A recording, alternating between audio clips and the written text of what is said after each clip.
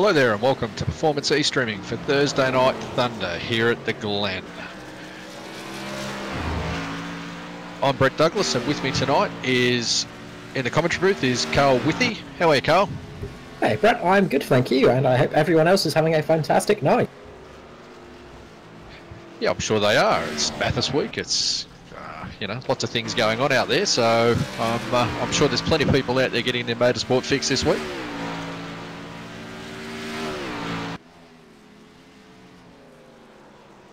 So, Carl, we're at the Glen, or Watkins Glen.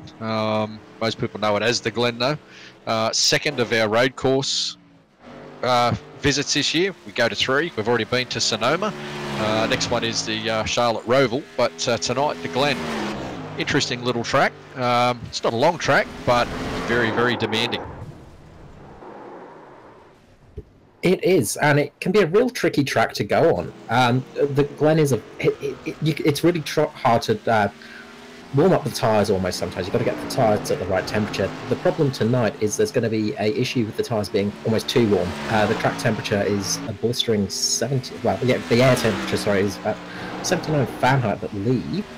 So it's going to be a very warm race out there tonight. Indeed it is. It's just over almost 31 Celsius in our speak, and equates to what, 46.5, 47 degrees Celsius track temperature. So yeah, it's not going to do the rubber any good, is it? No, people are really going to have to watch out for their rear tyres, because one of the things that really suffers on these cars is the rear tyres on these road courses, just because it's very easy to light these cars up. It's very easy to lose grip and to get the rear wheels spinning, and when that happens, you get tyres overheating, and then all of a sudden they become like driving on sort of like, as one driver once put it, like driving on runny eggs.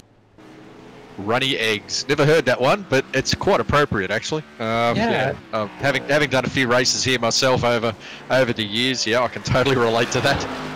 I've got a feeling it was Fernando Alonso that said that one a few years back in the Formula One world. But yeah, it really is like that. And if you can imagine driving on sort of very wet, sort of not very comfortable tyres, that's what it's like, and your rear end just wants to step out on you every moment, so you're constantly battling to try and keep that rear end in. The other problem, of course, is brakes, and brakes can be a big issue in this kind of racing.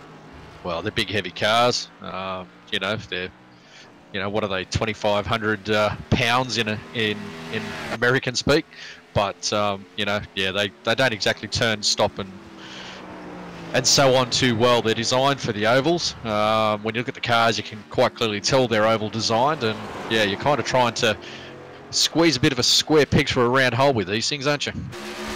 Very much so, and it's really hard.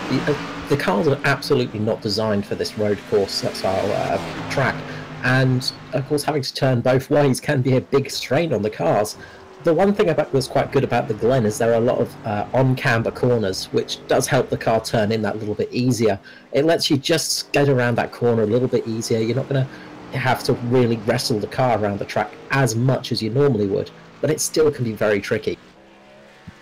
Well, that's the thing, and it's different discipline for a lot of these guys, and it's just something they're all going to have to grapple with tonight. I guess some will be better than others, and I guess it's the same as going from 1 mile to restricted plate racing or anything like that. Some people take to it, some people don't. Yeah, that's it. It's that sort of different sort of category of racing, and it really does throw people off. So the warm-up's just finishing, and qualifying will be beginning very shortly. It will. So before we get into qualifying, what we might do is just go through a quick recap of the points and what's going on here. After last round at New Hampshire, which was an interesting topsy-turvy round, we've got Hayden Dobman at the top of the table on what, 279 points. We've got Jason Martin's moved into second now with 265 points. Edward Foster has moved up from 6th to 3rd at 248 points. Chris Purnell moved up 3 places as well to 4th. He's on 244. And Josh Michelmore has dropped a spot, unfortunately, down to 5th at 242. It's all reasonably close up there when you consider the points you get for each round. And last round threw up a couple of surprises. So, it'll be interesting to see if the normal normal players, so to speak, will be up there this time. Yeah, it's going to be very interesting to see how it goes, and we're just following James Foster, I believe, who was actually fastest in practice just then. Going to be interesting to see, especially with this round, because we might see some new faces up at the top, and all it takes is one non-finish from those point leaders, and they can be out of contention almost. It's very hard to claw your way back to the top. Yeah, it is, and but we've got a couple of fairly accomplished road races here as well as oval races. You know, you've got Edward Foster, James Foster, who James topped practice, as you mentioned, Josh Michelmore, Ashley Lear, Matthew Clute, Chris Purnell, Michael Skurlock. They're all pretty good on the roads as well as the ovals. So we may see something similar to usual, but yeah, this is where we get the chance to, you know, get a bit of a different view of some guys that normally wouldn't sort of show quite so well, I think.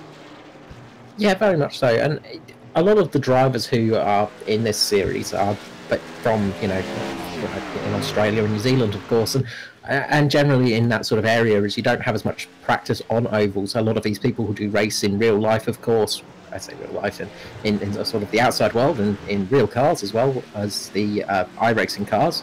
But the iRacing is about as close as you can get to those real cars these days. It's a fantastic job they do, and it just gives them that extra little bit of edge, having that bit of experience with the road cars, the race cars on the road, and on real tracks. They tend to find the road courses a little bit easier to adjust to sometimes. Yeah, that's right. And, you know, again, though, some people are better at it than others. And, you know, these cars aren't easy to manhandle around the track, especially on such a hot kind of track and hot kind of day. The tyres will be good for a lap, maybe 2 laps in qualifying. Same as the race. After you've done a few laps, you know, 2, 3, 4 laps, you'll start to find that the cars will drop off in pace by half a second to a second pretty quickly. But, yeah, it's just going to be down to who manages their gear and who copes better with the slippery tyres, I guess. That's it. The good old tyre management is going to be one of those things that's very important. James Foster's currently in the lead, with Jason Martin behind him by 0.036. Oh, James Foster's just dropped down to second, sorry, by 0.032 of a second. Just behind him is James Martin with 0.068 of a second. Very, very close out there tonight. Yeah, it is. And just as you say that, Jackson Callows just jumped at the top with a 1:13.407. So he's just gone three 100s quicker than James Foster had. And as I say that, James Foster retakes the lead at 1:13.297. So very good lap there. Yeah, absolutely brilliant lap. It's all happening out there. So yeah, we've got Edward Foster up there in 4th at a 1:13.7. Matthew Clute, as you'd expect, he's up there in 5th on a 1:13.8. So we'll keep watching, and we'll keep trying to pick up who's out on track. I think Jason Martin's out there at the moment, although he may have done his laps. So I'm just sort of scanning through now to see who's out there.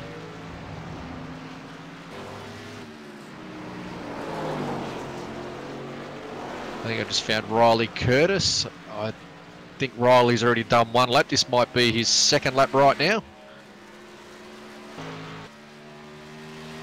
So currently Riley's sitting in 8th on a 1:14.1.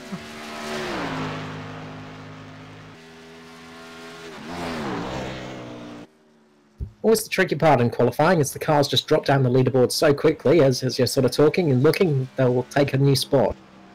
Well, that's it. That's the thing. I mean, you know, we'll probably be dealing in, you know, a little bit wider range than what we do on ovals, where you've got, you know, a couple of hundred separating 10, 15 cars. Here you'll probably have half a second or so, maybe even a little bit more, depending on who gets a handle on the track conditions. I'd say the top 10 might be sort of around, I don't know, 0.8 to a second maybe split, but I don't know, we'll wait and see. That's just my prediction. It can all come down to sort of that sort of keeping close, but the big thing is it's very easy to make a mistake here. It's very easy to spin it around. I was actually doing some practice laps earlier on in the day and managed to get the car on its roof a couple of times, just coming out of turn 4, which was not a good thing to do. This is why I'm in the commentary booth, not racing, of course. Yeah, I might have heard something about that, Carl, but I won't say too much.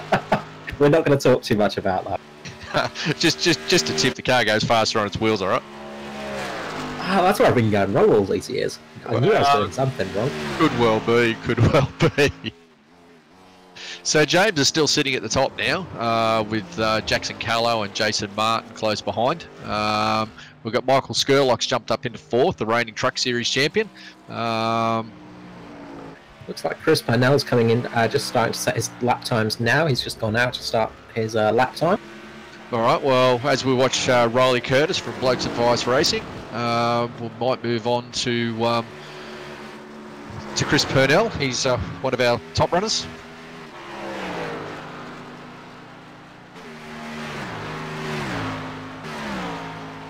Okay, so our top runners at the moment are James Foster with a fantastic lap. So I haven't got my lap times up at the moment. There we go, 1:13.297. With Jackson Callow sitting behind him by just 1/10 of a second, just by 1/10 behind. Michael Skurlock's third, Jason Martin's fourth, and Dave Douglas has got fifth position. Yeah, great effort by Dave. He's always up there, isn't he? But right now we're watching Chris Purnell, noted road racer, also one of the front runners for the championship this year. Hasn't won a round in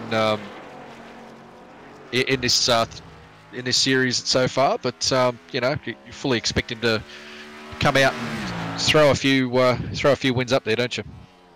You do, yes, and this is the kind of track that he could absolutely get a win on.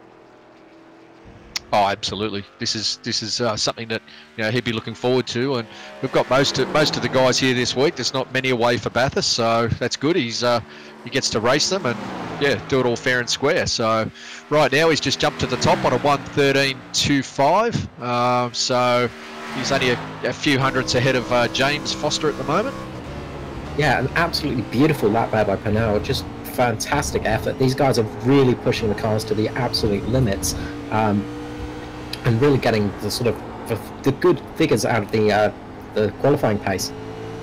Yeah, they are, and there's a couple of danger places here at this track too, and one of them was where Chris just came through at the bus stop.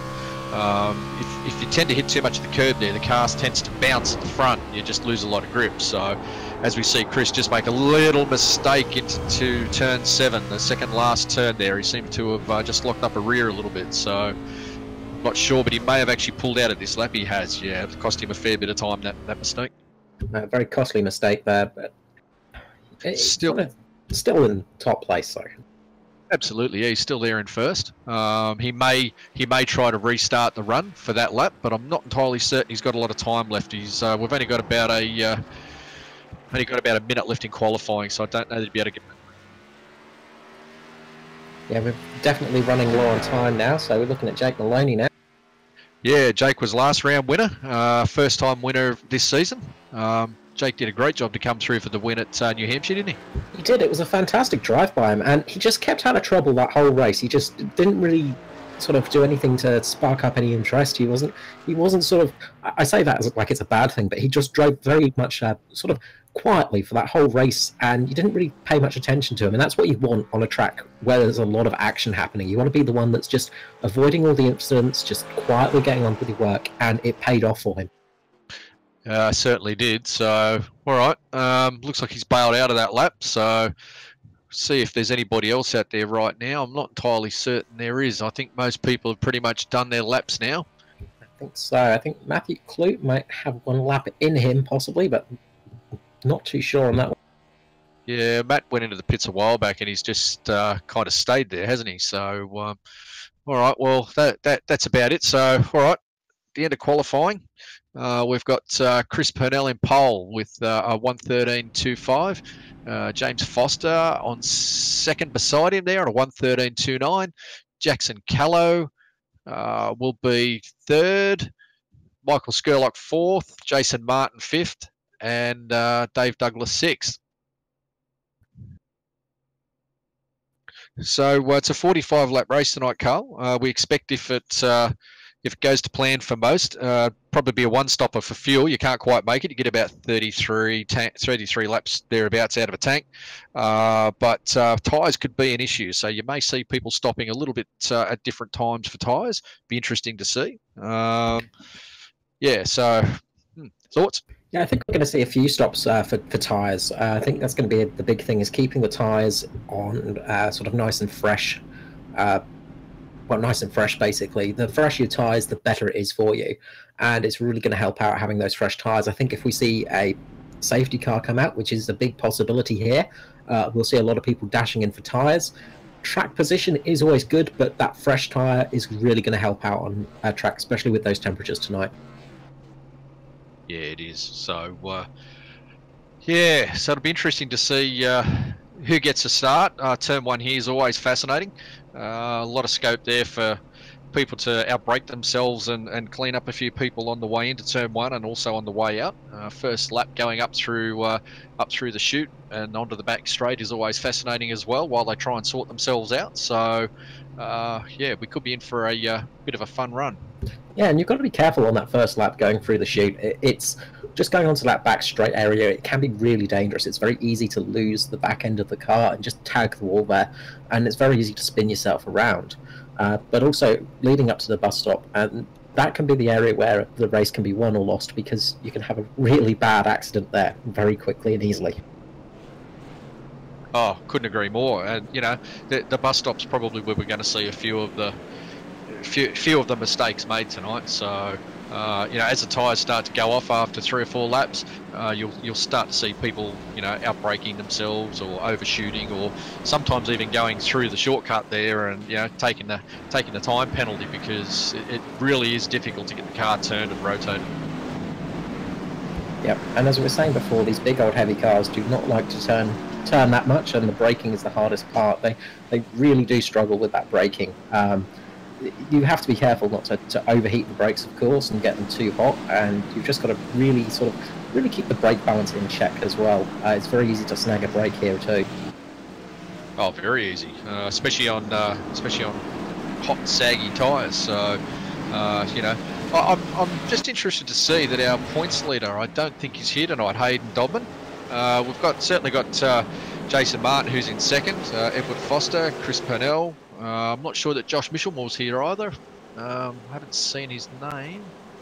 No, not seeing the names on the actual list, so it looks like Hayden Dodman is not in for tonight's race. So, again, that can be something that can really affect a championship, is missing that one race, because it's sort of effectively missing you out on that points haul, and that's going to be a really big advantage for Jason Martin. Yeah, so we've got a few of our regular runners not here, obviously, because of obviously Bathurst or other things, but which is a bit of a shame. But we've got most of them here, and you know, we've got a couple of the heavy hitters on the front row, being Chris Purnell and James Foster, Jackson Callow and Michael Skurlock right behind them, and then Jason Martin and Dave Douglas, followed by Edward Foster and Matthew Clute. So, you know, we've got, you know, the first 4 rows are going to be certainly going to be playing for keeps, aren't they? So. It's going to be an interesting start. That's all I'm going to say about that one. Yeah, so as you come around turn 7, about to go into turn 8, the pace car will peel off. We'll get to have a bit of a look and see how this one starts. It's going to be a very interesting race, and we're starting up, and boogity boogity boogie, let's go racing. And Chris Purnell gets a very good jump away from James Foster. Jackson Callow tucked in right behind him there. He'll have, well, it looks like James Foster's actually going to try and fight for this one and hang on the outside. He's hanging around the outside, and he's kept it. Fantastic effort by James. I don't know whether that was more aggressive by James or whether it was caution by Purnell, but anyway, so hopefully it looks at the moment like most of them have gotten through the chute for the first lap okay, as they come down the back straight now, heading towards the bus stop. And into the bus stop they come for the first time, and James Foster leads. Everybody looks to be coming through clean at the moment. Looks like a relatively clean start as well, which is a good thing, as what we want to see for this race. We want some good, clean, aggressive racing, which has definitely got that at the start there. I think James Foster was he wasn't giving up that place, and he wanted to get first place back for sure. Yeah, he did, and yeah, you're right. It does look like most of them got through. Something that they're going to have to contend with tonight is there's no caution flags in the road racing car, so that they won't have the opportunity to bunch back up and catch anyone back up if they have a problem. Of course, yeah, that's the big thing, is you just get the localized yellows possibly, but it's just that sort of, it's more of a pure race from start to finish with that, and it may throw a few people out. It's just sort of, you don't have the opportunities that you normally have on the ovals, where you can sort of rely on having to group back up after a caution period. No, so as we come onto the back straight, working lap 2, we've got James Foster's actually pulling out quite a lead there from Chris Purnell. Jackson Callow and Jason Martin closing in, and seems to be giving Jackson Callow a bit of a hard time right now. So, the top 4 aren't a real surprise. Looking back a bit further, looks like Edward Foster and Dave Douglas are also in there, but I'm very surprised at how quick James is pulling away right now. He's been quick all evening, actually. I've been watching practice and things like that, and James has pretty much been the top of the field through that whole session. So it's not a huge surprise in that aspect, but he is really pulling away quite quickly. With the pace of these cars and how close they were in qualifying, I didn't expect to see him pulling a 1 second lead in the second lap of the race. No, not at all. So having a look back though, looks like we've lost a couple of runners. I'm not sure what happened there, but we've lost Michael Skurlock, Gavin Sadler, Todd Maxfield and Kyle Sloggett. Not even sure they all took the start, personally. Bit of a shame, but anyway. Yeah, it is a shame. We want to see all the cars that we can out on the field. So, just looking back up the front here now, and just wondering if Chris Purnell didn't catch the wall early on. There's a little bit of damage at the front of the car. Yeah, it's a slight bit of damage on that right front of the car by the looks of it. So he's just tagged the wall, and there's just a big sort of dent in the car itself. But it's not looking that pretty at the moment, and that can affect the car later on in the race. It can start to affect things like your tyre wear and stuff like that. Just a little bit of bodywork damage, possibly a little bit of suspension damage, can really start to affect the car as the race goes on. Yeah, I'm not really sure what he tagged. I'll be interested to see later on, because most of the walls here are to the left of the car, so I'm just wondering if there wasn't a little bit of contact we missed between him and Foster off the start. Yeah, may well have been, actually. I didn't see anything from what I was looking at, of course, but it's always hard to tell because we are looking across the whole field, so it might have just been a little bit of rubbing on the back of James Foster's car. But looking at the back of James Foster's car, it's not looking like there's any real damage there, so a bit hard to tell at the moment. We'll have to wait and see what happened to that vehicle. Yeah, well, if Chris stays where he is now, we'll hopefully get a chance to talk to him tonight after the race. So, but it looks like he's keeping pace with Foster, so they're not dropping off so much anymore, and it looks like, if anything, they're starting to catch Foster back up again now, so clearly James had the legs on cold tyres. Yes, look, and again, that's one of those skills that some people possess, is they're just that little bit better on a cold tyre than other people. Some people can sort of keep that tyre going. One of the other things people can do sometimes is they overdrive the car at the start of the race and just put a little bit too much speed through the tyres, and it causes them to overheat slightly at the start of the race. Other people have got a little bit less temperature in the tyres, and then you see them catching back up to that car again. And not saying that's what's happened, but it can be a thing that can happen in some racing. Well, the other thing to consider too here is that who's going to nurse the car and who's going to go all out. So, are some of the other guys just nursing the car and playing the longer game, look after their tyres, etc., or not? That's going to be the interesting question. And pit strategy is going to be the interesting question tonight as well, because are people going to, pit early for tyres, fuel up to the end, or are they going to try and run their tanks out and try and cope on older tyres for a bit longer early on and then be on fresher tyres a little bit later? There's a couple of different ways you can play this, and as I said earlier, you can probably get about 33 odd laps out of a tank, but whether you can get that out of a set of tyres on a 47-degree track, it's another story altogether. Yeah, I don't think we'll be seeing anybody running the same set of tyres twice tonight. It would be a very unwise move. It can save you a bit of time in the pit stop, but it's going to cost you a lot of time out on the track. Oh yeah, no one will. They'll take tyres without any doubt whatsoever. My question is, will people try and run the whole length of a tank on the same set of tyres, or will we see more pit stops than they need for fuel, simply to put fresh tyres on? Yeah, that's going to be one of the interesting strategy parts, because you can gain so much on fresher tyres. When somebody's nursing their tyres through the track, if their field's all sort of clumped up like it is at the moment, you're going to have a lot of fresh air to drive through, and with that you can get back up to the back of the snake basically really quickly, without too much fuss on those fresher tyres. And then when they force everybody pits, you've then got fresh, clear air ahead of you again, and then you can make up some time and some speed with that. And it can be a really big advantage. It's sort of the undercut situation. With the sort of, if you're going for like a two-stop strategy maybe, then you do need to have that raw pace though. Well, yeah, I totally agree. And at the end of the day, you've probably got about a second to a second and a half advantage on fresh tyres. What are we working now? Lap 6, and they're already down into the, you know, low to mid 14s when they, you know, they qualified into the low 13s. So it just kind of shows you the drop off pretty quick. Yeah, the speed is really quite quick to drop off on these tyres, and you do notice quite quickly that that happens.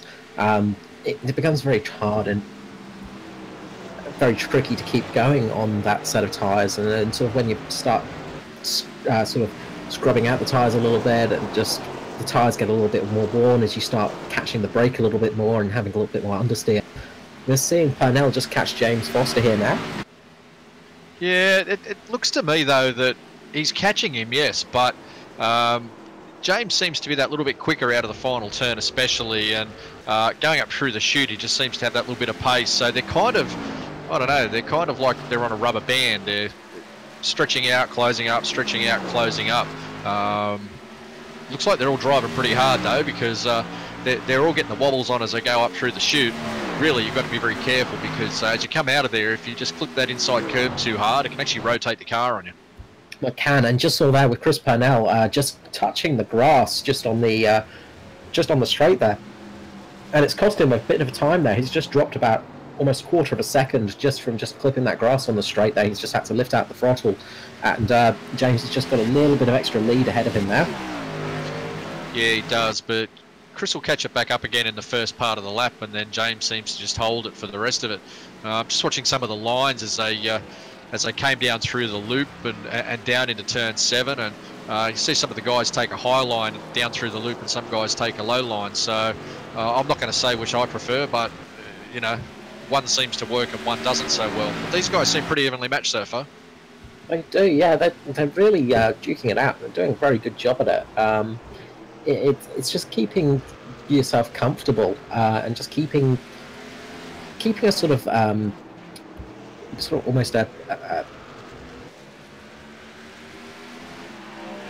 you get into a groove. That's the word I was looking for. Thanks, Brett. That's all right. You try to get into a groove, and so here we go again. As we come onto the back straight, Foster pulls away from Purnell, but then as we come down towards the end, Purnell closes up again. All the while, Jackson Callow's just sitting in there behind Purnell, just waiting for his chance, I guess. You know, Martin and Edward Foster aren't too far behind there either. They're all certainly in touch. But, yeah, I don't know. I just get the feeling these guys are just nursing away a little bit. They're not absolutely going hard for it yet. It's a long race, 45 laps here. And, yeah. Look, the other thing, too, is when you pit here, it's a really odd, strange pit entry and pit exit, because you kind of go uphill as you first come in, and if you're not careful, you'll actually start speeding as you top the crest and start to go downhill slightly. So yeah, you've got to be very, very mindful of that.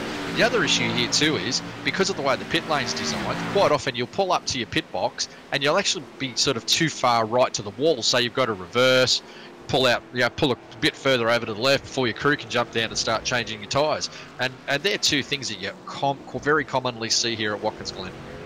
Yeah, Watkins Glen pit lane is a bit notorious in the American racing field. Not a lot of people like it, especially the pit crews, just because it's a strange pit lane, and as you say, it's got that little bit of sloping on it. It's not on a flat, and it can cause problems. It's got a slight drop off towards it, and it can really throw you out when you go in there. So you've got to be very careful, and it's a little bit easier in iRacing because you don't have to worry too much about the human aspect, but some of the pit crews that sort of work on the lane at Watkins Glen get a little bit nervous when the cars come in. Yeah, they do. It's just one of those tracks, unfortunately, that's got its little quirks, but that's why we all love it. So, all right, so James Foster, Purnell and Callow look like they're staying in touch with each other, and they've actually put a bit of a gap on Jason Martin and Edward Foster now.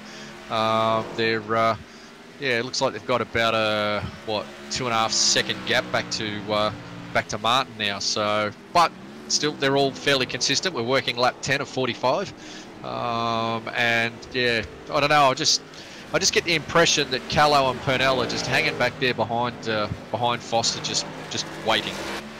Yeah, they're waiting to make a pounce on them, just waiting for any mistake, waiting for any moment of weakness. They're all sort of driving at the front. They're driving a little bit harder, of course. You can sort of see Jason Martin back. I imagine they're just starting to think the long run and just trying to keep their tyres a little bit fresher. Meanwhile, the sort of front runners are starting to become the chase cars, so they're starting to push the cars a little bit harder. They're going to wear their tyres out a little bit quicker. So it's almost like a sort of hare and a tortoise race, almost. You know, just the ones that push a little bit harder are going to just get that speed advantage. But sometimes the people that aren't pushing as hard will get the advantage through the strategy of the pit stop. Yeah, they will. And as we say that, Purnell's putting a lot of pressure on Foster now. Looks like he's quite comfortable on these slightly older tyres now as we go into lap 11. Yeah, Purnell's fairly good on older tyres. He seems to be a bit of a strength of his on the longer runs. But you know, Foster's no slouch either, and Callow's hanging in there. But yeah, Purnell's putting a fair bit of pressure on him right now, so it'll be fascinating to see how Foster responds. Yes, and I've known James Foster for many years, and I've seen him in many different racing formats and forms, and he's not too bad on old tyres himself. He's quite good at running a long strategy, running that slightly longer game. He's a very smooth driver, and he can just keep the car going that little bit longer than you sort of expect. Just keep those tyres a little bit fresher. What I suspect he's doing at the moment is he's actually pushing the car quite hard, but he's leaving a little bit in there. He's not giving it that full push yet. He's not taking it to the very edge, just so he can get a little bit of safety net in there, just so he's got a little bit of freshness on those tyres, so when he does need to push, he can. Well, yeah, and coming back to the point that we talked about earlier, I mean, they've dropped down into the 115s, mid 115s now, so you know, they're just about to go on to lap 12. So yeah, that's almost a 2-second drop off from fresh tyres, and it kind of shows, doesn't it? It does, and you can start to see the cars are just wobbling from the back. You can see the rear tyres are starting to become an issue. It's not very easy to get around. We've got a little bit of a battle at the back with Edward Foster and Jake Maloney. Jake Maloney just taking the 5th place from Edward Foster, sorry. Yeah, Jake, our last round winner. Kind of expected him to qualify a little bit further up today, but you know, he's come up 13 places since the start. So, I mean, that's amazing, isn't it? Yeah, it's a heck of a climb. Just really doing a fantastic job this evening. Well, from 18th to now 5th. Wow. You're not going to complain too much at that, I don't. Well, they will because they're racing drivers, but a normal person wouldn't complain too much at that. Well, we'll keep an eye on him because at this rate, he'll be up there challenging for the lead in several laps. Yeah, he's got some serious pace behind him, and just getting those positions is a really good sort of. It really shows the caliber of drivers we've got in this series at the moment. We've got some fantastic drives going on down the field. Everybody putting in some fantastic laps, and nobody's really fallen off the pace too much. We've got a couple of drivers that are slightly slower just at the back of the field, but everybody's keeping up to pace relatively well. Yeah, they are, and we've got a great little battle going on at the moment between Matthew Clute, Aaron Wilton, and Riley Curtis. So that's for, what's that, 8th, 9th, and 10th by the looks of it. Yeah, 8th, 9th, and 10th at the moment. They're all sort of nose to nose as they go through the chase. Coming onto the back straight now. So might watch this for a few minutes and see who prevails here, because it looks like Wilson's putting a hell of a lot of pressure on Clute right now. Yeah, Clute is really taking the pressure well, though. He's really doing well to keep that car behind him. He's driving a fantastic little race there. And it's good to see this sort of nice little battle happening. And this is what you get on these road courses, is just this very close, fast battle. Wilton is really putting on the pressure, and Riley's just keeping on the back, waiting for a mistake to happen. He is, but going back to Jake Maloney, he's already caught up and passed Jason Martin now, so he's now moved up into 4th. This run is amazing. That's 14 positions in 14 laps. This is blistering pace by Jake Maloney. This is just a fantastic drive. It is, and we might watch him for a little while and just see how quickly he catches up to Callow. He's what's he got? About a 3-second gap back to catch up to Callow. So. Yeah, about a 3-second gap now, and it's already dropped to 2.8 seconds actually in that short time of you taking a break. Yeah, it's just an amazing run. And you know, this is the sort of thing you want to see. Yeah, up the front you've still got Purnell just tagging along there behind Foster, still putting the pressure on, but Foster's holding that. But no, watching Maloney here, I just yeah, it'll be amazing if he can catch them. Yeah, he's driving very aggressively. Just watching him go through the bus stop there, he was just really on the edge of those curbs and stuff like that. He's hitting them hard. He must be really enjoying this at the moment. He's really driving that car hard and just hitting every single curb as hard as possible. And that's kind of what you want to do sometimes. Is, you know, it's not always good for the tyres. And as a sort of engineering part of the sort of an engineering aspect and part of motorsport, I look at it and just wince a bit. Luckily, you don't have to fix up these cars after a race, but he's really aggressive on the curbs, and it's paying off for him. He's getting some great speed. Yeah, and what's helping him catch Callow is Callow was very wide coming out of one then. He got over onto the overrun cement there. Don't know that it's cost Callow a hell of a lot of time, but it's certainly given... cost him almost half a second from the timing by the looks of it, so it's cost him a fair bit, but with Jake Maloney's pace, it's no surprise really. He's just catching everybody at tremendous speed at the moment. Yeah, he is, and I noticed Callow then also caught the grass as he came onto the back straight out of the chute as well. So he's obviously pushing hard to hang on. And up the front though, we've got Chris Purnell really all over the back of Foster right now. Whilst it's interesting to watch Maloney make his run through and chase Callow, might move back up the front and just watch this battle, because Chris Purnell is Chris right is on just him. going through on the inside here. He is too. Oh, a little bit of door banging going on there. Yeah, but just that little bit of on blood. the outside, yep. And they're side by side as they come down the front straight. It looks like Foster just has the slight lead into the corner.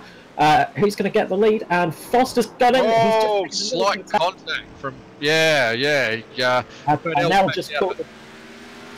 Purnell just caught the inside edge of Foster there. He was not giving up that position for anyone there. So fantastic driving there by the two of them. Yeah, it was very, very, very good driving, and a brilliant catch by Foster to hang on to that, because he got quite a hit up the hit in the right rear from Purnell, and it would have been very easy to turn that car around. And Purnell was sporting about it too. He backed right out of it. You know, didn't try to just as we speak, James Foster's just lost the lead to Purnell again. He has, down through the loop. Just through the loop, yeah. He's just lost that little bit of speed. Yeah, Foster went in very, very wide, and remember we spoke about that earlier when I said he said he'd be going higher than the other guys. Purnell kept the ideal line, which is tied into the white line, but it's given Purnell the lead now on lap 16. But I somehow don't think Foster's going to give up that easily. No, Foster's going to come back to him. Just speaking about the sort of fast car of the race, Jake Maloney, he's just catching up to third place man Jackson Callow. So yeah, he's just coming down. He's just looking for an inside pass down on the front straight, and he's just coming up. He's just run a little bit wide, but he's he's all over the back of Callow at the moment. Well, it's all certainly come alive as we work lap 17, hasn't it? We've got two different battles going on here. It looks like Purnell's managing to pull a little bit of a gap on Foster, but it's not too big. But I don't think it's going to be too long before Maloney gets Callow either for third. No, and the thing I'm going to be interested to see is just how Maloney sort of keeps going once the pit stops start happening, because he seems to have some really good speed at the moment. And if he can keep out and keep the car at a relatively good pace, he can just stretch out tyres a little bit longer and then come in a little bit later than the rest of the field and have a fresher set of tyres for the rest of the race. It could be a very interesting sort of way he can go in that car. Well, at the moment he's got about half a second on everyone else, and here he goes up the inside of Callow going to turn 7. Very clean move, very well done. You'd swear he's got fresh tyres on that car, wouldn't you? You would. It looks like he's. It almost looks like he's in a different formula of car. It looks like he's driving a different type of car. He's almost got an extra 100 horsepower in the car and slightly more downforce than everybody else by the looks of it. Well, it does. I mean, you know, he's now going to start closing in on Foster, and you know, I mean, yeah, just how? Yeah. It must be the Toyota engine. We'll put it down to that. Not many Toyotas in the field at the moment, and you know, it's going quite well. Well, Purnell's got a Toyota motor too, so yeah, I'm not so sure that that's the case. So it looks like Purnell's managed to put a little bit of space between him and Foster. Not a huge amount, but enough just to take that pressure off a little bit. What he'll be hoping now will be that Maloney and Foster will battle hard and hold themselves up and give him that chance to break away a little bit. Because he will have seen Maloney coming, and he'll know that this, you know, this car's got a lot of pace on it. So he'll be thinking, got to get a move on here. Yeah, if Maloney gets into the lead, it could all be over. If he can start getting that lead up, it could be over for the race. He could take it quite easily. So Purnell's got to really try and keep ahead of him until the first pit stops at least. Hopefully, as you say, he'll be hoping for Foster and Maloney just to start battling each other. Probably the best thing to do is for James Foster, just to let Maloney through and sort of just keep on his back and try and follow him up to Purnell rather than sort of fighting him and losing time. Yeah, I'm just noticing James Foster, he's not quite hitting the apexes of the corners and things like that. He's just running a little bit high, and look at the speed difference from Maloney coming up on Foster. This is amazing. And Maloney's just gone down the inside. Stop, yeah, he made that look easy, didn't he? Yeah, I'm just wondering if maybe just that tap into the first corner has cost James some suspension damage, because he seems to be really struggling with that car. The car doesn't seem to be handling quite as well as it did earlier on. He's having to sort of do a lot of counter steering. The car's all over the place.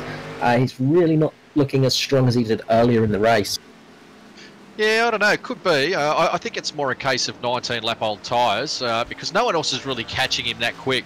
Callow's getting closer, but it was also partially because James had a scrappy last lap. So at the moment, I'm just trying to understand how Maloney's going so well. So, on these old tyres, he's just making everyone else look ordinary, isn't he? He is. He's put a fantastic effort into this drive, and it's just it's jaw-dropping to see the speed difference. He's really gunning for it. Well, he's chasing down Purnell now. He's got 1.5 seconds to catch up. You know, Purnell's no slouch. Yeah, the lap times are only a couple of tenths apart, so he's not catching him as quick as he caught the others. So it looks like Purnell's responded to this. Yeah, with that bit of clean air, not having to race another car, it means you can just start pulling out that time and just showing the true pace of the vehicle. It's one of those things, is when you start getting caught up in little battles, you do start to lose quite a lot of time. You do. You lose lots of time. But it definitely looks to me like Purnell's responded to Maloney coming through. But look, I mean, you know, you look back and James Foster, Jackson Callow, even Jason Martin back there in fifth. They're not falling that far away from the leaders. You know, considering we're 20 laps in, about to go on to lap 21, and the state of the tyres right now on such a hot track, it's not a bad effort from everybody to be, you know, they're sort of within 10 seconds. Yeah, there's not a huge gap across the field. There's only about 20 seconds between 10th and first place. Not even that, about 18 seconds, sorry. And they're sort of all relatively close to each other. So one small mistake can mean you can just drop really far back in this field. Yeah, well, that's it, and that's the nature of road racing too, you know. It's not quite. And just to stop you, James Foster has pulled into the pits by the look of it. So he's come in for a pit stop already. Yeah, Dave Douglas and Riley Curtis pulled in as well. I'm guessing they're looking for tyres. They'd have to be. It looks like this is probably a sort of scheduled stop. Looks like Riley Curtis just made a slight mistake on the pit entry as well and just had to reverse, just like you were saying before. Yeah, the curse of the Glen's pits. It's just horrendous. Yeah, it's one of those things that just can cause all that trouble. Well, but as we look on now, Maloney's definitely closing gradually on Purnell. He's definitely pulled away from everybody else, and be interesting to see when Purnell pits, because I'm not sure that Maloney's going to go with him. No, we just see Jackson Callow pitting just behind, as well as Jason Martin, so everybody's popping in for fresh tyres. Now, what could happen here is Maloney could force Purnell just to stay out on those tyres, just because of this racing, basically. Purnell sort of must think, you know, I can't let him pass, because he's just going to start taking... He might have some more speed in the car. And what this can do is also lose you positions for the race, because as everybody pits, gets fresh tyres, they're going to start setting some very quick paced laps, and you can start losing, you know, 2 to 3 seconds a lap to these guys with fresh tyres. Yeah, very true. And I don't know. So Jason Martin's pitted, and it appears as though he's had some dramas in there. It's been a bit of a pattern for Jason this season, both in the Xfinity and the Truck Series, hasn't it, Carl? It has.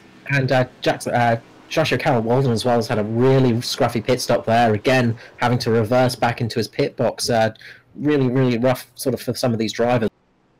And that's what I was saying earlier. And we've got Purnell coming in now. He's chosen to come in on lap 22. Maloney's continued on. As I said, I wasn't sure that Maloney would go with him, and he hasn't. No, he had to pit. It was a sensible thing to do. With James Foster on fresh tyres now, he's starting to really put in some decent paced laps. He's just set a... where are we there? He's just really upped the pace on that car, and again, on those fresh tyres, he is very, very fast. Yeah, I'm just having a look at Chris Purnell pitting now. Looks like he's gone square into his box. He hasn't had too many problems. So, assuming he hasn't had a speeding infringement, looks like he's and he's back out again. He's quite fine. So as we move back up the front to our now leader is Jake Maloney. He's coming down through the loop, working lap 23. You'd have to think that he'll be coming in soon, but I mean, again, you can get up to 33 laps out of a tank. So if Maloney's comfortable on these old tyres and he can maintain the speed that he's had, he may even stay out for a little while. Although, having said that, he looked a bit wobbly under brakes there coming into turn 7, didn't he? Just a little bit. And, well, the thing is, if he can stay out that little bit longer, he's going to have fresher tyres for the rest of the race. So here he comes. He's coming in now. Yeah. Yeah, not unexpected at all. So let's see if he can get a clean stop like Purnell did, because Purnell will be hoping that he actually overshoots or has a problem or something like that to just buy him those extra few seconds to make that gap again. He will be. And just speaking about the tyres and the pit stops, James Foster has jumped Purnell, so James Foster should be taking the lead of the race back once he passes Jake Maloney in the pits. The thing now we've got to see is how much pace Jake Maloney has on those fresh tyres. Yeah, well, look, both Foster and Purnell have now gone through, and Maloney's still exiting the pits. So, and if I'm not mistaken, it looks like Callow will be very, very, very close to the back of Maloney. So he's had a very slow stop there. Foster and Purnell have managed to get quite a gap on him now. It's around about 5 seconds, 5.5 seconds. But gee whiz, if he can do what he did on the worn tyres, let's see what he can do on fresh tyres, yeah? Yeah, that's the scary thing now, is if he's got that same pace as he did earlier in the race, then he's going to catch up very quickly to the front runners of Purnell and Foster there. Yeah, he is. He's pushing pretty hard there into the bus stop on the first lap out too. So back up the front though, Foster's resumed the lead again with Purnell chasing him down. He's got about just over 1 second gap back to Purnell. Fresh tyres for everybody. They're all within a few laps of each other.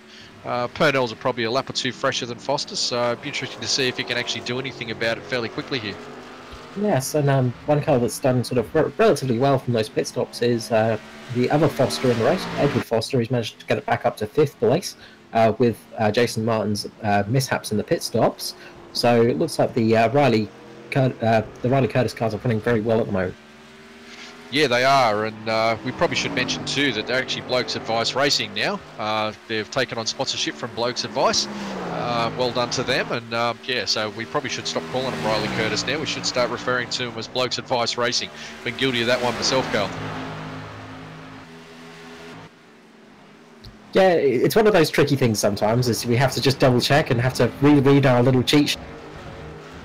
Yeah, we do. So, but okay, so Purnell's closed right up on the back of Foster now. He'll know that Maloney's back in third, and he'll be looking to make hay while the sun shines right now with fresh tyres. Let's see if he can do anything about Foster, because Foster's not going to give this one up easy. James Foster is having a great battle with Purnell again. They're fighting tooth and nail down the back straight.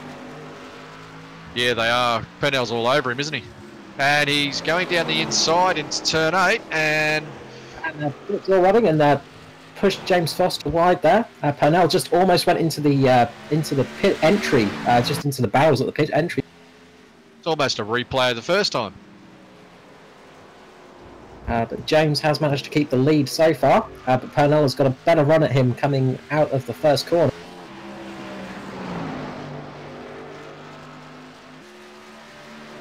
Well, Foster's managed to hold him off for now. You've got to think that Purnell's thinking that's where the weak spot is, down there around turn 7, turn 8. Yeah, it seems to be James Foster is just running a little bit sort of slower at the end of the lap. He seems to have the car at the rest of the track, but just towards the end of the lap, that Blokes Advice Racing car of James Foster is just struggling that little bit. Just those last few corners, and that's where Purnell's getting the speed. Well, just watching this the last couple of laps, it looks like from probably the bus stop onwards, Purnell's much faster than Foster, and here he comes up on the outside. This is a game move. Up the outside on turn 7 is generally not. Purnell's gone wide there. Not surprised, in all honesty. It's not the best place to try and pass on the outside. No, but these guys are pushing really hard, and what this is doing now, it's giving Jake Maloney a chance to close in while these two battle so hard. It is, and James Foster's gone down for the inside line, and Purnell's on the outside, and he's going to take him, it looks of it, through the outside line of turn 1. James Foster's got a decent run. They're going to be running up towards the loop now, and Purnell's taken the first place from James Foster. He has, round the outside of turn 1. Well, it's not exactly textbook, but he clearly got a great run on Foster. And just as they started to come into the S's up through the chute there, it looks like Foster thought, better to live to fight another day than not, and seem to have backed out of it and let Purnell run then. Yes, discretion is the best part of valour sometimes. It's not always the best thing to do is just keep on racing, because you are going to sort of end up eventually getting to a point where you're going to end up scrapping the car. But as we talk about this, Maloney has started catching them, and he's only he's less than a second behind them now. Well, the way these two have been battling, that's not surprising in the slightest. So Maloney's got speed, but he's also had about a 1.5 second advantage while these two slowed each other down. Yeah, and the thing is though, they've been slowing each other down a tiny bit, but the cars behind, with Jackson Callow and Edward Foster, are still around 6 to 13 seconds behind the two front-running cars. So Maloney's still got incredible pace in that vehicle. Yeah, he does, and I don't think that's going to slow down somehow. So we're working lap 28 now. Maloney's closing in on Foster. Obviously, the tyres are starting to go after 5 or 6 laps. Purnell again is trying to make a run for it. Yeah, let's see what Maloney's got up his sleeve and how he deals with Foster. He did it fairly easily last time into the bus stop. Is he going to do the same again? It looks like James has just got the line covered this time. He's a bit more clued into his attack now, so he just kept the middle of the road. Really nice defensive driving there by James Foster in Blokes Advice Racing car. But Maloney looks like he's got the speed coming through the corner, and he's going to start getting close to him towards the end of the lap. Yeah, Foster seems to, same as he did with Purnell, he seems to run very high through the loop, and here goes Maloney now into turn 7, straight down the inside. Clean move. Foster's trying to come back on him with the crisscross, but he's not going to do it. Maloney's got all that covered. Away he goes. Yes, and this can be the thing of, it's a difference of about three laps now between Foster's tyres and Maloney's. And that 3-lap difference between tyre freshness can make a huge benefit on the track, especially when you're going for those moves. But Maloney has just run incredibly wide on that first corner, so just giving James Foster a bit of a chance to come back at him. But again, he's losing sort of time to him once more. But Maloney is really driving everything he can out of that car. He's going sideways through some of those corners. Oh, look, he's out of his skin tonight, isn't he? It's really a spectacle to watch, I've got to say. It's just come out of nowhere. Maloney's always good, and he's always up front. But, wow, this has just been a real masterclass tonight. Having said that, though, Purnell's still out the front. Foster's hanging in there as well. Just watching Foster, he's still running that high, just about a car width out from the ideal line on that loop, and it seems to be just costing him time. Yeah, and that could be just because of that rear tyres just giving him a little bit of problem. He could just be more comfortable with using that longer line, but it is a slightly slower line, as you say. It all depends on driving style sometimes. Yeah, it could do. So, we'll start to watch now and see how much ground Maloney can make up on Purnell. Purnell's supremely consistent on older tyres, and yeah, what are they, 7 or 8 laps now old for both of them. So yeah, but Maloney's he's closing in. He's got it down to 1.8 seconds now. Yeah, Maloney's about 0.2 of a second faster on that last lap. Very good pace again by Maloney. He's just got a ridiculous amount of speed in that car. It's just he's really just thrashing it for everything it's got, and just driving the wheels off of it almost. Yeah, he is, and I actually think they're both doing that right now.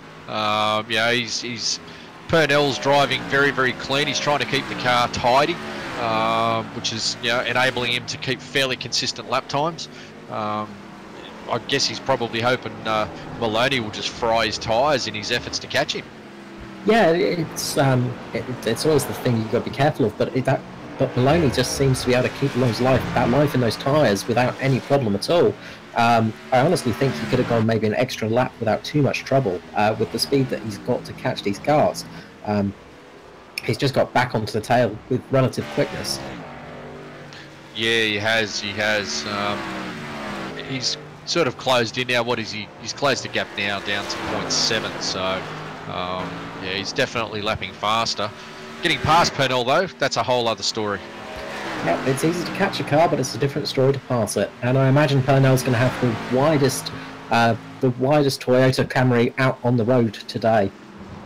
Yeah, and then some, I'd say. Well, Maloney's closed right up on him, and yeah, Chris he's not an easy bloke to pass. Trust me. He's actually my teammate, so I know how hard he can be. But yeah, Maloney's just got something tonight. I don't know what it is. Maloney just took almost half a second out of him in about half a lap. That's just a crazy pace there. And Purnell didn't really make a mistake either. No, but you know, Purnell knows how to cover. Maloney knows how to fight. So it looks like Maloney's going to try the outside in turn 8, which will actually give him a slightly better line coming out because it'll pinch Chris down. But no, Purnell's managed to hang on. So yeah, it looks like yeah, it looks like Maloney's just going to start probing every corner he can now. And just running again, just that little bit wide into the first corner, Maloney, and he's just sort of going to sit on the back of Purnell going up towards the bus stop, and he might try for a lunge into the corner, but I imagine he's going to try for a slightly safer move. In all honesty, he's just going to maybe bide his time. Yeah, I'm not so sure. It looks like he's going to lunge now as they go down to the bus stop, to be honest. He's sort of, you know, moving around behind Purnell. He's letting him know he's there. He's just looking for a way. He'll be hoping that this lap car that they're coming up on now will balk him. Who's that? Nicholas Shells. Yeah, he can one of the things that you can do, of course, is if you do start sort of jigging behind the car in front of you, making them think you're going to make a lunge, especially when you come up to lap a car, is it just might put you off your game for a split second and just make that little bit of mistake that you need, and just so you can get past the car in front. Well, yeah, it interrupts your rhythm, doesn't it? Luckily, he's got out of the way very well done by Nicholas Shields there. So, you know, the guys get to move on and continue the battle. Didn't hold either of them up at all, but it is a distraction when you come up on them, yeah. And it looks like Maloney's just trying for the just jump down the inside on the first corner there, but again, Purnell's just held him off brilliantly once more. Yeah, the defensive driving's happening here now, and it's going to slow them both down and maybe give Foster a chance to catch back up onto this one. Depends how long Purnell can hold Maloney off for. And Maloney got very out of shape then as they came up through the chute. I'm actually not sure. I think he might have clipped the fence on the right-hand side, Carl. Yeah, I think I saw that, just that little bit of touching on the outside fence there, and if not, he was very close to it. And of course, the other thing this does is with this defensive driving and this sort of real fight to get past the car in front, it does start to chew your tyres up a little bit more than you would normally on clean running. Yeah, it does. And just on another note, looks like we've just lost Matty Clute, unfortunately. I'm not sure what happened there, but that'll be a bit of a blow to Matt's points chase, unfortunately. Yeah, that's a real shame there for Clute. He wasn't running great today, but he was sort of in the run. He was sort of running still, which is the main thing. You've got to be in it to win it. Yeah, he was. So, all right. So as we come back to the front, this entertaining battle with Maloney and Purnell. Maloney's going to go the inside line here down into turn one. But there's contact. Maloney's turned him around. And that is a shame for Purnell. Yeah, I'd love to have a look at that one again and see whether Maloney pushed up into him or Purnell came down on him, or it was just a racing incident, to be honest. That was, what a shame. That's not the way you want to pick up a spot, is it? Or it's not the way you want to lose a spot either, especially the lead. No, that's a real shame there. They've been racing really well all the afternoon, but Purnell did a fantastic job at recovery there. He's only dropped to third place, which is it's not much consolidation, but he did a fantastic job to recover the car. The one thing that could happen though is he did have to spin up those rear tyres quite a lot to get back onto the track, so he may have just overheated those rears a little bit. It caused a little bit more damage to them. It may just affect him just towards the end of the... Yeah, and I'm just going back and having a bit of a look now, and looks like Maloney may have just sort of locked up a little bit as Purnell pinched him down onto the curb. And it looks like Maloney's Maloney's clipped the curb and just pushed up into the back right-hand side of Purnell, unfortunately. So, yeah, it looks like there was plenty of room there, but I guess Maloney would probably argue that point. But, yeah, it's going to be an interesting one later on when we hear from both of them, I guess. Yeah. Oh, and James Foster's just had a big off just in the background. James Foster's just gone straight into the wall, I think I saw. He just was just coming through the first corner and just lost the back end of the car and tagged the wall. Was it Foster or was it Callow? I thought it was Foster. Because I just saw Callow have a big one out of turn one as well. Okay, so it might have been maybe both of them managed to have a similar incident. Yeah, Callow had a big one into the fence on the outside after exiting turn one, so he'll have quite a bit of damage to that. Yeah, so both cars there actually had a bit of a crunch at the first corner. Not what you want to have, and Callow's come off really not that too good with that one. No, so what's the order now? We've got Maloney out in front, followed by James Foster about 5-6 seconds behind him. Chris Purnell's closing up on Foster now quite rapidly, and then a further 17 seconds back is Edward Foster in third. Yeah, so it's all been shaken up, Carl. It is. Just when you think the race is going to start slowing down a little bit, everything starts happening. Well, we're working lap 36 of 45, so we've only got 9 laps left. Looks like Maloney, it doesn't look like he sustained too much damage, if any at all, in that altercation with Purnell. So he seems to be running away with this one now. I'm guessing there'll be quite a lot of discussion after this race between Maloney and Purnell, how that one panned out and who was at fault and who wasn't. So, from Maloney's point of view, he was pinched down, but Purnell's point of view, he left him room and he got pushed up into. So, but anyway, we'll wait and see later on and see what happens. But right now we've got Purnell that's just closed right up on the back of James Foster, and he's just nearly made a run for it down the inside of him coming out of the loop. So as I head down to turn 7 now, looks like Purnell's starting to line him up quite well. It'd be interesting to see how much damage Foster sustained in that incident back at turn 1, Carl. Yeah, he's going to be really, really annoyed about that, I can imagine, because he had a it was looking good for second place for him at least, and it just looked like just a lapse in concentration. The car just stepped out just slightly without him expecting it. And as I said, it's easy to do at this track. The cars don't like turning these corners, and it's very easy just to let back end to start trying to get in front of the front end.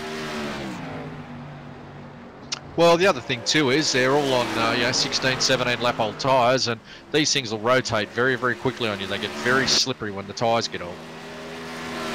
Yeah, it's easy to do, and it just takes that split second to do it. Even just catching the edge of one of the corners, catching one of the curbs, you can just spin the car around really easily.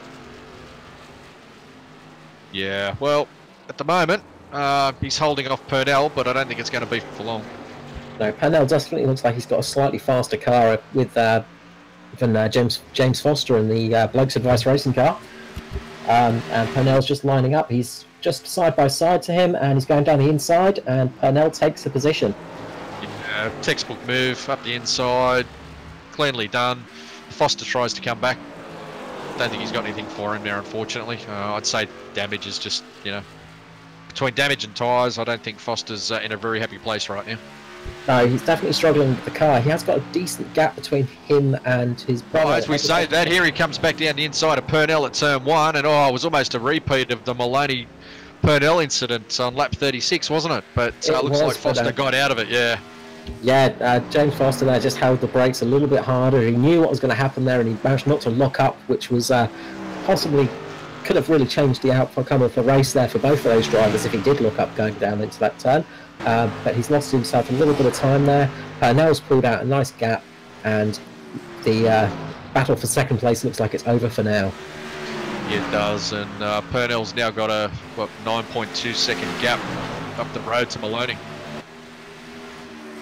It's yeah, don't know that he's going to catch him. No, we've got a nice little battle here with Aaron Wilton and Edward Foster now for 4th and 5th place.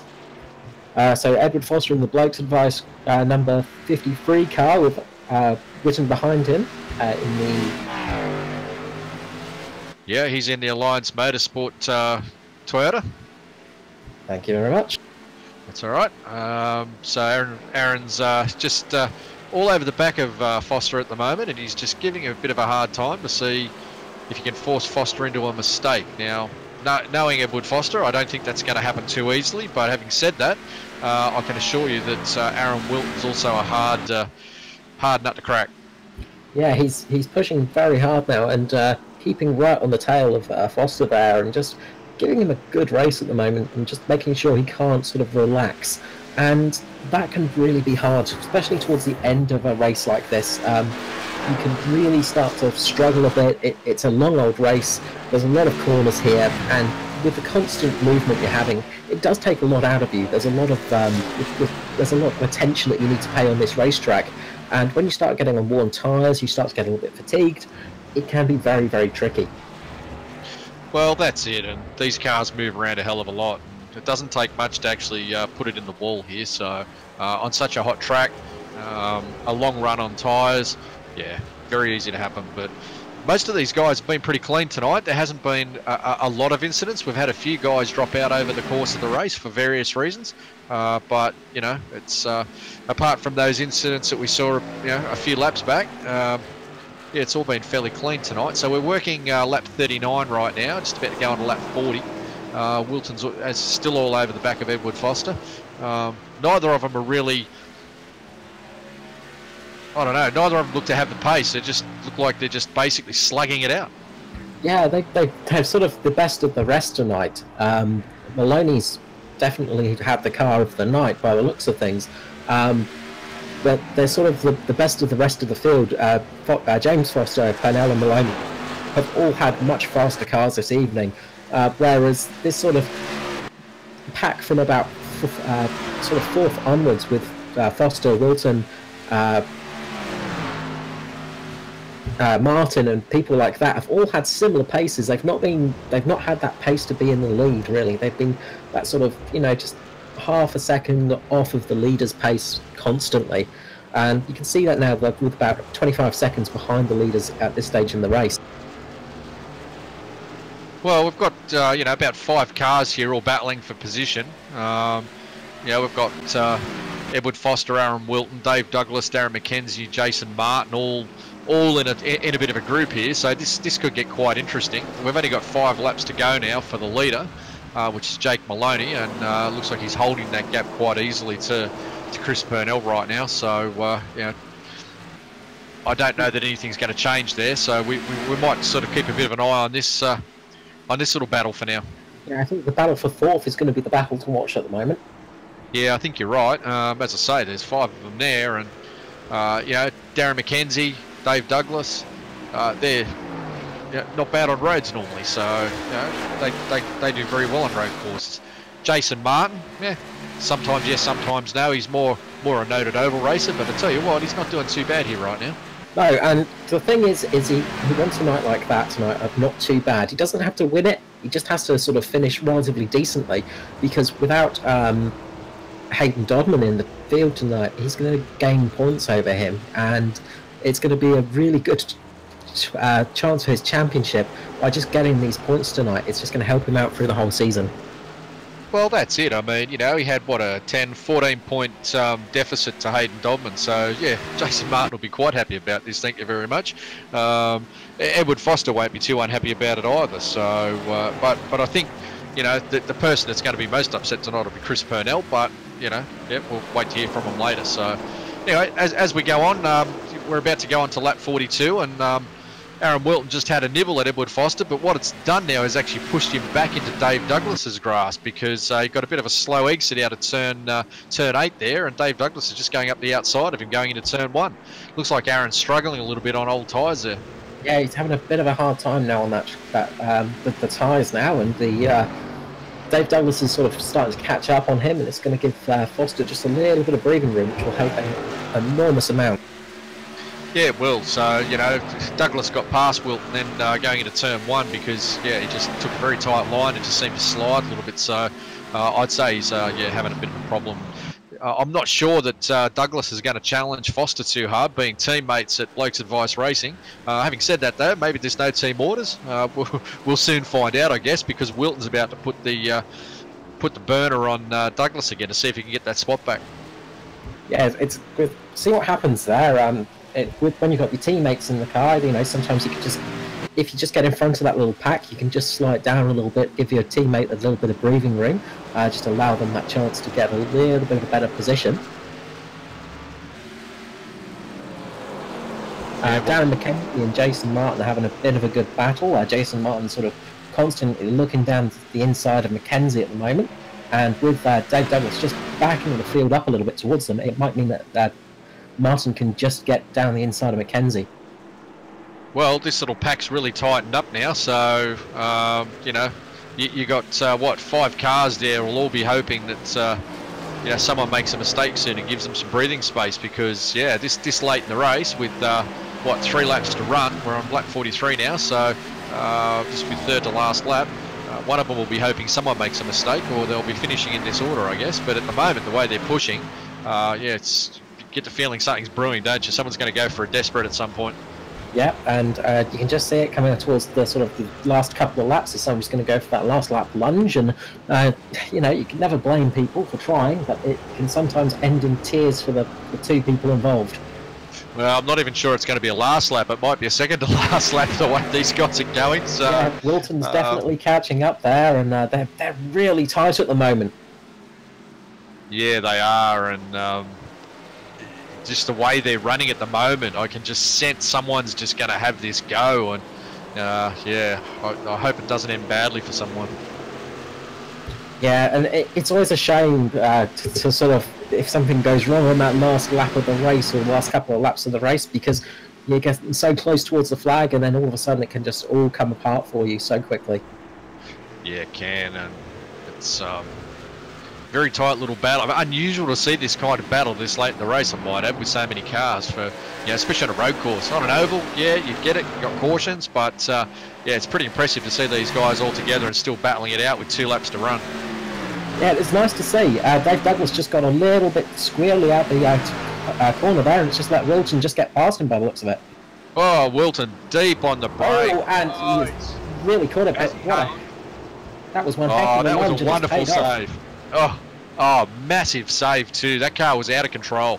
I don't know how he's hung on to that, but that's been brilliant car control, and he's hung on to. He's going to go straight into the side of Edward Foster there. Yeah, I'm sure he learned pretty large in Foster's rear vision mirror. Yeah, I'm sure if you talk to Foster later, you'll tell him all he saw was 2 dinner plates coming at him through his rear vision mirror. It's definitely one of those moments where you're going to pucker up a little bit. Yeah, I think his eyes were out on stalks as he lost control of that one, but he's done so well to keep it together, and he's held on to 6th, although Dave Douglas is all over the back of him, isn't he?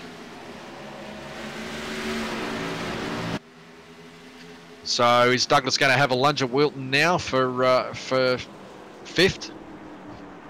No, he's going to go down the outside, but it's not the line, although it almost worked for him last lap, didn't it? Wilton's gone very, very defensive right now, and it's actually slowing him down.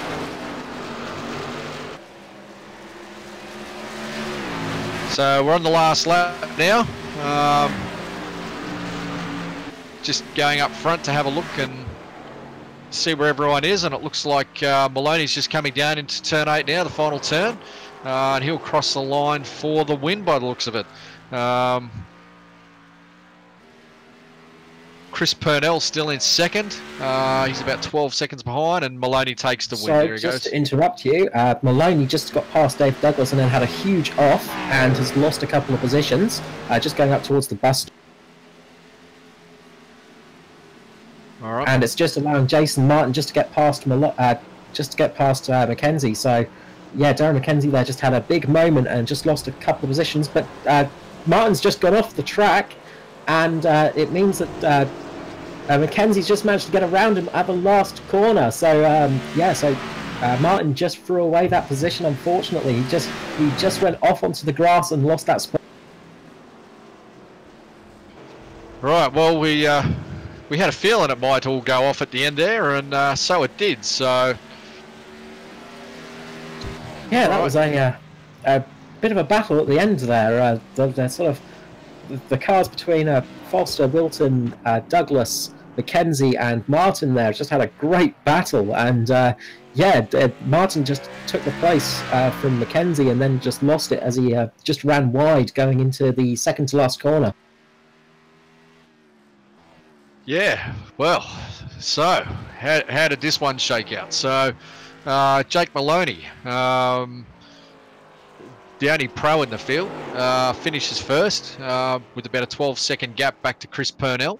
I'm very, very keen to hear what they've both got to say about that incident on lap 36. Third was James Foster. He hung on very, very well for that. Well done for James, considering that he had a couple of incidents, including that off on also on lap 36 and did some damage. So very, very good effort, that one. Right behind him in 4th was Edward Foster. Another great effort. He's moved up 3 positions from his starting place. And running out the 5 was Aaron Wilton. After that, what do we have? We had Dave Douglas in 6th, Darren Mackenzie in 7th, Jason Martin in 8th for some valuable points, Riley Curtis in 9th, and Joshua Carroll Walden in 10th. And I think that might have been the last of our lead lap runners, actually. Yeah, so that was looks like the last of the lead lap runners on in 10th place with Joshua Carroll Walden. Yeah, so wow, it's all kind of came alive at the end, didn't it? It did there. Everything sort of started happening all at once there for the drivers there. They really had a few moments of some really big moments going through the last lap there. It was a couple of moments of real breathtaking stuff.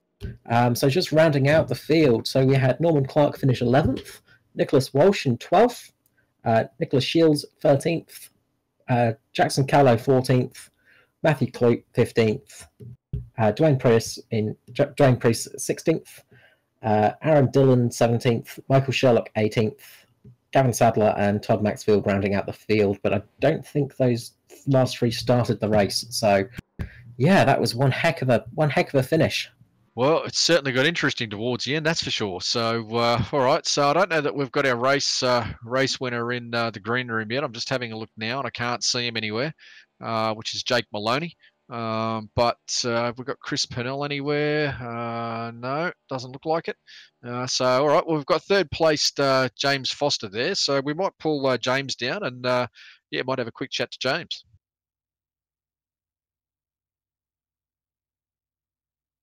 James Foster, Brett here from Performance E Streaming in the commentary booth. How are you? Yeah, good. Thanks, mate. How you going? How you going, Carl? Yeah, good. Thank you, James. How about yourself? Yeah, I'm pretty pleased with the performance. Obviously, with the speed I had at the start of the race, I was hoping for something more, but I just knew I wasn't confident at all on my long runs. I knew I had pretty good pace over a lap, but I know Chris is really good over a long distance, so hence why I tried the undercut and to basically make him do the job a couple of times over, because it sort of promotes the chance of you know, an accident or something going wrong. That was really my only chance. So yeah, tried that, got back ahead, but obviously I didn't have the speed to be able to compete with them. What happened there on lap 36, James? You seem to have a bit of an off. Yeah, I just got loose out of the exit of one. It sort of caught me by surprise. I got on the power, and when your tyres are that worn, which mine were, it can catch you out of nowhere. So yeah, got on the power, and then it just slid to the right, and I think I got away with pretty much no damage. I didn't really feel any difference. Did you actually hit the wall, or? Yeah, I grazed it, and yeah, heard a noise, but it wasn't a lot. Like, I don't think it would have affected much. Lucky escape, because right behind you while you were having your moment, Jackson Callow did exactly the same thing, but unfortunately he took a head-on hit with the left-hand wall there. Yeah, right. Yeah, thank goodness for that. I was wondering where he went, because I noticed he was sort of maintaining that sort of 4.5 second gap behind me. And when I had my off, I'm like, okay, now I'm going to have to battle with him as well. But when he wasn't there, after Pennell got past again, I was sort of relieved. But yeah, not a bad result, all in all. Yeah, some solid points. I don't know. The bolter in the field was Jake Maloney. He just seemed to have pace to burn tonight. I don't know. How did you see it from your point of view when he came past? Very similar to that. I noticed he pitted after both Chris and I. And yeah, he had plenty of pace. I was actually sort of rubbing my hands together in anticipation when he got past me, because I was just sort of praying, as much as I'm good mates with Chris, I was hoping for an unfortunate situation for both of them. Unfortunately, there was only an unfortunate situation just for Chris. Yeah. But yeah, I mean, obviously I was hoping for my own result. But yeah, so I'm sure he's not going to be too pleased. So I'll be interested to hear what he's got to say. Yeah, no, you and us both. You know, I'm sure there's two different, very different perspectives on the Chris and Jake Term 1 incident. So I've noticed they're both now popped up in the green room. So look, great to talk to you. Carl, you got anything else for James? No, nothing more to add. Just a fantastic race there, James. It's just would have been great to see you a little bit higher up, but there's always next time. Yeah, cheers, guys. And yeah, shout out to Chris. I really enjoyed racing him, and Jake as well, for that matter. Like, Chris I battled with more, and we both rubbed panels and everything, but it was extremely aggressive and clean, which is what we all like to see. So yeah, hats off to both of them. Yeah, it's a good point you raised, because you two did bang doors a couple of times, and yeah, very different lines for the second half of the circuit. We noticed too, like through the loop, you were running that little bit higher off the inside line, and Chris was running lower, and you know, different lines through turn 7 and even turn 8, the final turn there. So yeah, but yeah, it was great racing by you guys, and it looked spectacular from up here. So well done.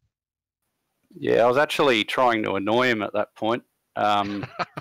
When he was behind me, I'd sort of let him get a taste of the inside line, and then I'd sort of change my line mid-corner and ruin his exit, because I knew he was really strong going into the second to last corner. So it was more of a tactic than anything. I was changing my line consistently to try and make his life difficult, but it wasn't enough. Well, it was a fantastic effort, mate, and you know, it's a shame you had that little off, but gee whiz, third place, it's certainly nothing to sneeze at. So well done. Anyone you'd like to give a shout out to before we let you go? No, that's pretty much it. Other than Chris and Jake for a good result, and obviously Ed coming in behind me is a good result as well, especially for his championship. So, yeah, it was a good race. All right, mate. No worries. Well, hopefully we'll see you up again very soon, James. And yeah, well done.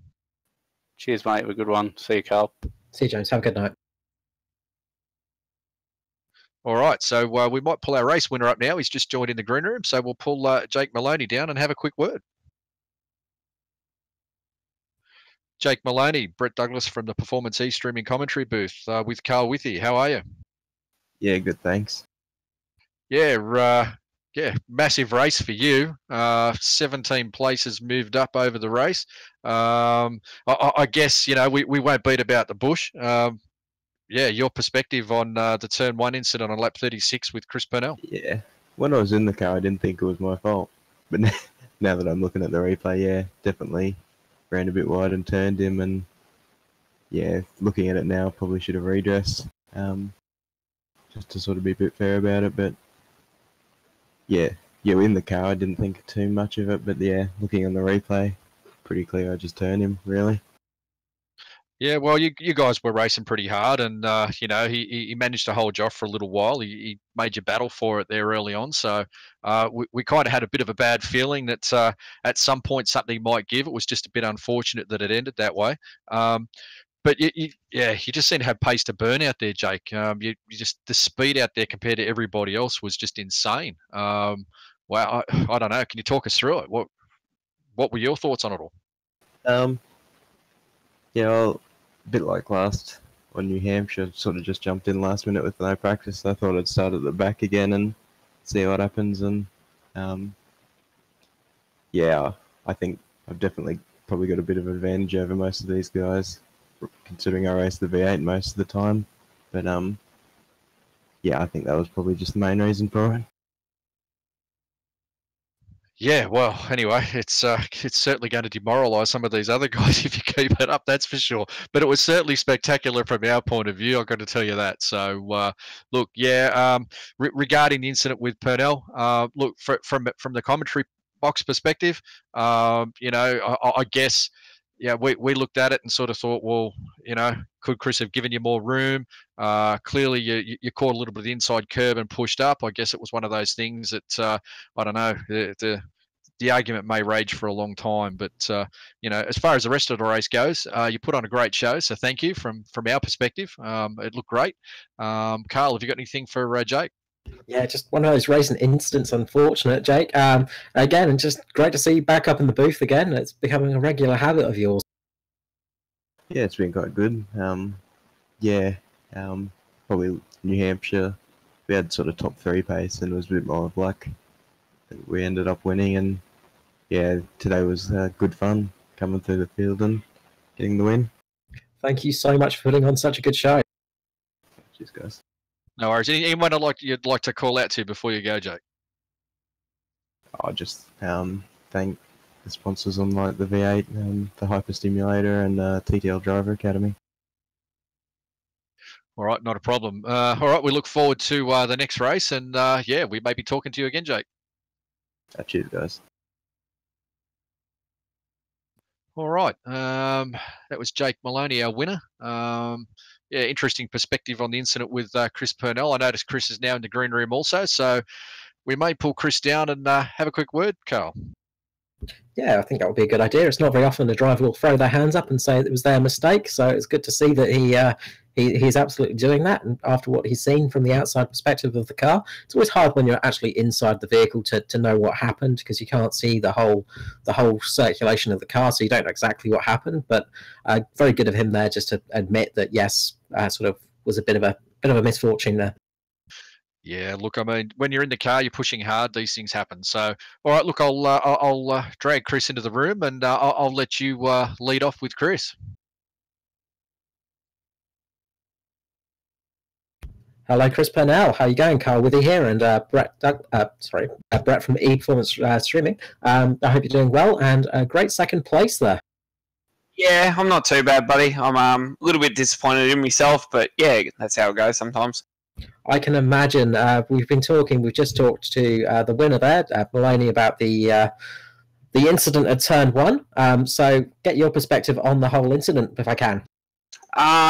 It was, from what I've seen of the replay, we were probably both on the limit, and it looked like he wheel hopped. I probably squeezed him a little bit down into the turn, and he grabbed the curb and sort of fired back out towards me and just grabbed the rear of my car. So as a racing incident at the end of the day, I probably wouldn't have seen it that way during the race. I was pretty angry, to be honest with you, but yeah, it is what it is. It's part of racing, and sometimes it doesn't go your way.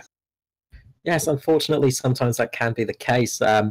It's funny. Maloney was just saying he's just watched the replay himself and sort of apologised about the incident and sort of said it's possibly his main fault. From the commentary booth, it sort of didn't really look sort of. It was a bit of a 50-50, unfortunately. But I can imagine you were fuming in the car after it happened. Yeah, that's it. So I take a little bit of the blame for it, definitely, as well. It's just hard racing, you know, and sometimes it goes that way where you just put your car in the wrong spot. And I didn't actually get the call he was inside of me until I turned into the corner, and I ran a really weird line there, which probably balked him a little bit as well. So yeah, it is what it is. Hey, it's second place is still good and decent points. Yeah, cannot complain about second place. So the overall race itself, it looked like you had a very good car underneath you. We were watching you battle James Foster very hard throughout that race as well. And he, of course, took the first pit stop trying to get the undercut on you. Did you feel like you had the car to sort of not have to worry about him taking the undercut from you? No, I sort of had a predetermined strategy on what I was going to do, and then I just sort of played it out. I didn't even know he'd pitted until I was entering the lane, and then I saw that he was sort of 40 seconds behind me, so I knew it was going to be close on the exit. But yeah, he just had a really quick car on the short run. He was able to fire off really quick. He even got me on the first start of the race. I was in the wrong gear and completely messed it up, and yeah, he got a mega run on me into one and sort of pinched me down into the corner and had a really good run out of one and managed to clear me before we got to two. So no, it was great racing him, and thoroughly enjoyed battling James when we race. It's always a tough but fair fight. Yes, you definitely put on a great show for us up in the commentary booth and for all the viewers. So I'm just going to pass over to Brett Douglas now. Thank you so much, Chris. Yeah, Chris, how you going? Yeah, interesting race from your perspective, I'm sure. Early on, was there a little bit of contact between you and James at the very start of the race in turn 1 or 2? No, I actually hit the wall going up out of 3 up through the S's on, I think it was the third lap, and it bent the front panel of my car, and it was about 14 seconds in the pit stop, but I didn't take it. I just sort of sat around and just handled it. It wasn't too bad. The car just wasn't really turning into the corner like I wanted it to. So that was why I was kind of running shallower lines in a lot of the corners just to try and get the car to turn through the corner because I just couldn't turn it on the normal line. Makes sense now because we're trying to work out how you damaged the front right. And the only thing we could think of was that there might have been contact with you and James Foster at the start of the race. So no, that makes perfect sense. It clearly didn't slow the car down though because you still had pace for everyone. Yeah, look, Jake Maloney. No one seemed to have anything for him tonight, did they? No, I think I would have had a little bit more for him if the car wasn't damaged and I could actually get it to turn. There was a certain stage of the race there where we were sort of trading lap time for lap time. But yeah, he seemed to be able to get the fire longer than I could even. So he drove well, and it was unfortunate about the incident, but that's how racing goes. Sometimes I'll regroup and get ready for the next one. Yeah, as you say, it's solid points, and with a couple of other guys that had bad nights, like it can only help you. So anyway, all right. Well, thank you very much. Anyone would like to give a call out to before we let you go? C21 Systems, Scrubbers Detailing, and the boys at Alliance Motorsport. No worries at all. I'm sure we'll see you up here again over the coming weeks, Chris. Cheers, buddy. Cheers, guys. Thanks, Chris. Have a good night. All right. Well, there you have it, Carl. Chris says probably 50-50. Jake stuck his hand up and said it was probably him. I don't know. Look, my opinion, probably close to 50-50. They were both on the edge. It was just unfortunate. Chris made a wonderful recovery to get back where he did in second. Really not all's lost for anyone. But yeah, it's just a shame to see the race end that way. But still, they're racing hard. They were, and the thing is, if you start giving penalties out for little things like that, it's a racing incident. Sometimes, it does happen, and if you start giving out penalties and start blaming people for stuff like that, it's going to make people race a little bit softer, and you're not going to get that exciting racing that we had from James Foster and Purnell, and then with Jake Maloney and Chris Purnell, yeah.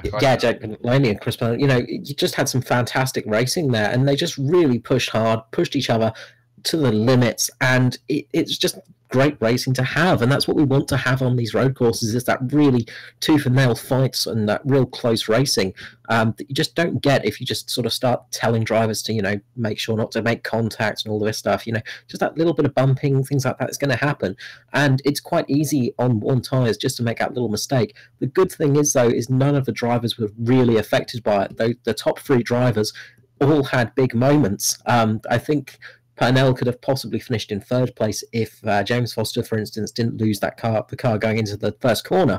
But it's one of those things of what could have been. And nobody had the pace to really get on with Maloney. He just had the pace of the field, really. Yeah, story of the night, wasn't it? So, all right, so we'll start to wind up now. Just to recap, Jake Maloney's won his second race on the trot after New Hampshire. He's now won the Watkins Glen road race.